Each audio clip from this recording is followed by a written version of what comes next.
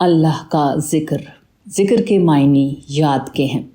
اللہ کے ذکر کا مطلب ہے اللہ کی یاد۔ یہ یاد کوئی مصنوعی چیز نہیں، وہ اللہ کی معرفت کا لازمی اور قدرتی نتیجہ ہے۔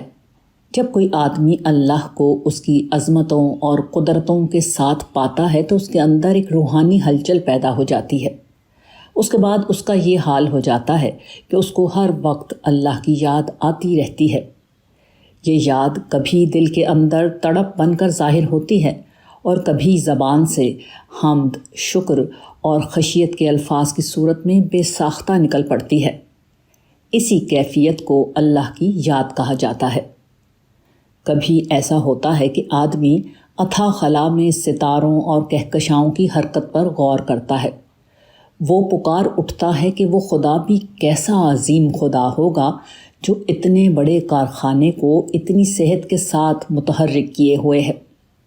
کبھی وہ درختوں، پہاڑوں اور دریاؤں کے پرکشش مناظر کو دیکھتا ہے اور ان کے حسن اور معنویت کا ادراک کر کے حیران رہ جاتا ہے۔ آدمی کو اس کے گرد و پیش کی چیزیں بار بار اللہ کی طرف متوجہ کرتی ہیں، اس کے اندر اللہ کی یاد کو جگاتی رہتی ہیں۔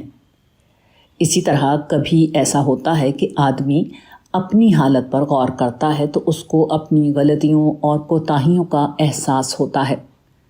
وہ بے تابانہ اپنے رب سے معافی مانگنے لگتا ہے۔ وہ خدا سے کہتا ہے کہ وہ اس کو آخرت کے عذاب سے بچائے اور اس دن اپنی رحمتوں کے سائے میں داخل کرے جبکہ خدا کی رحمت کے سوا کوئی دوسرا سایہ نہ ہوگا جہاں آدمی پناہ لے سکے۔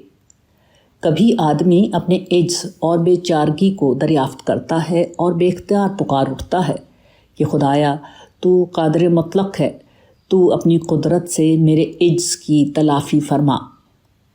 انسان کے دل میں انہی ربانی احساسات کا پیدا ہونا اور ان احساسات کا الفاظ کی صورت میں ڈھل جانا، اسی کا نام ذکر ہے۔ ذکر اللہ کی یاد ہے، سب سے بڑی حقیقت کی یاد۔ جو چیز سب سے بڑی حقیقت کی یاد ہو، اس کا تجربہ بھی سب سے بڑا تجربہ ہوتا ہے۔